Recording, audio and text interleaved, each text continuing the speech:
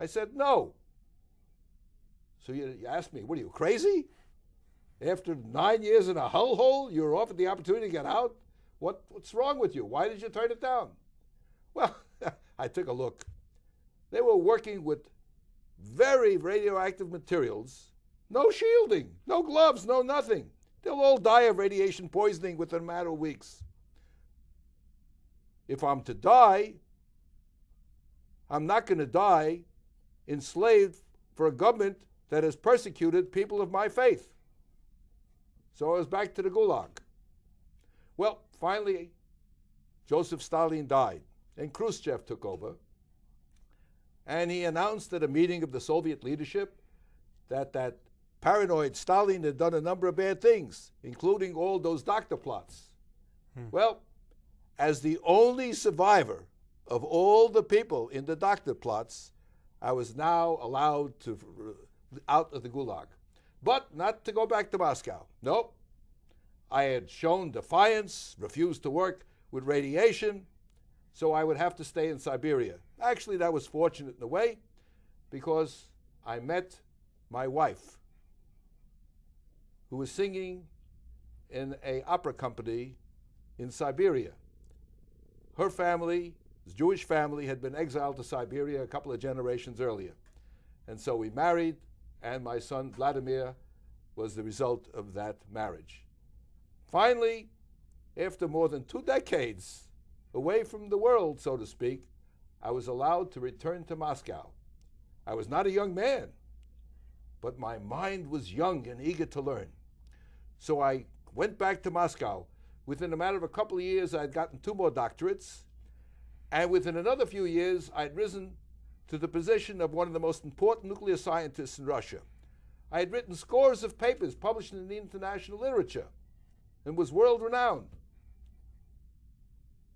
So now the question arises, so what the heck? Now you've given an apartment, you're giving a summer place to stay, you've got everything at your disposal. Why the hell do you march up in front of the Kremlin with this nonsense? Aha, I told you I was a chess player. And I figured out that I had a chance to succeed. So you'd say, what are you succeeding? You got a good life. I'll tell you. The Russians never trusted a Jew.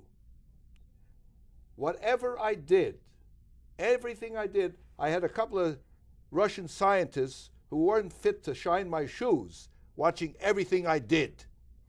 And when I went home, there were KGB men watching everything I did. And when everything my wife did, and where my son went. Now, my son wanted to become a doctor.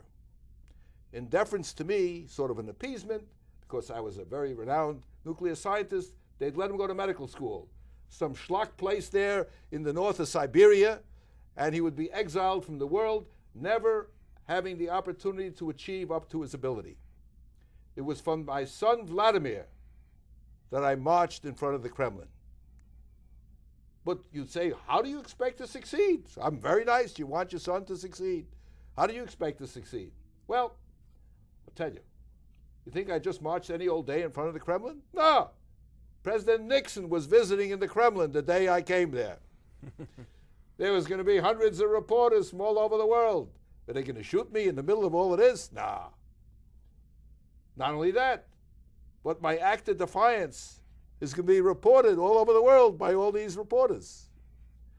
So, but I did know that they were going to throw me out of my position. That's obvious. They did that to anyone who would renege.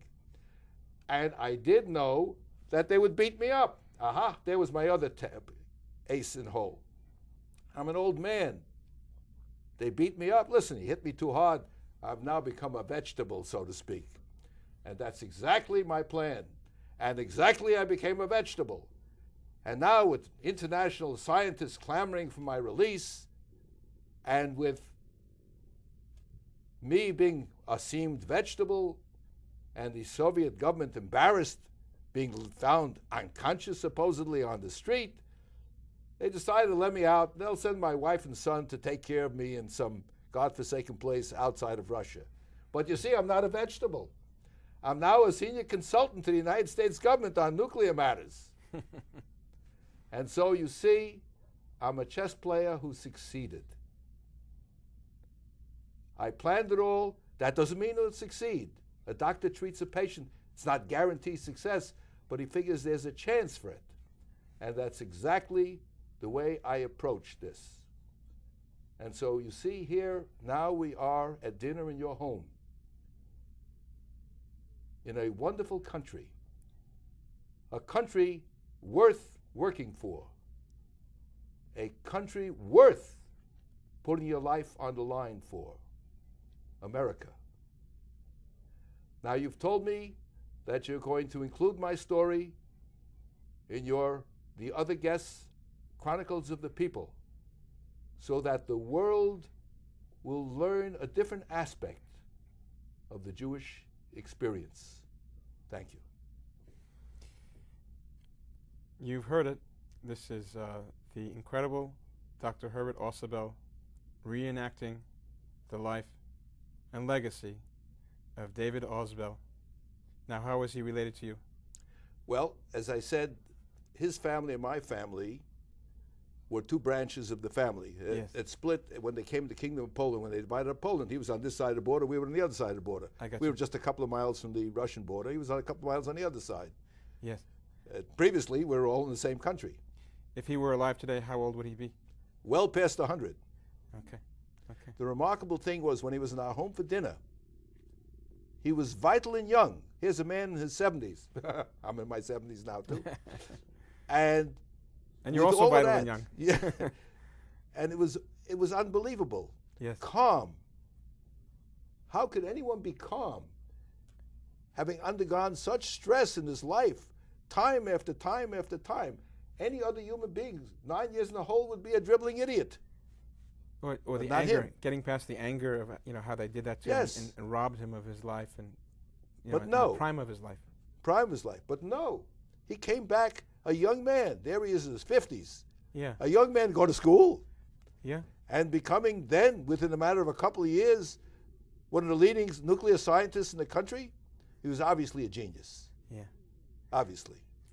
I thank you so very much for sharing this legacy of David Ausubel with us here today. You've been watching Rabbi Rock. Thank you. You've been watching Rabbi Rock. Shalom and blessings to you all.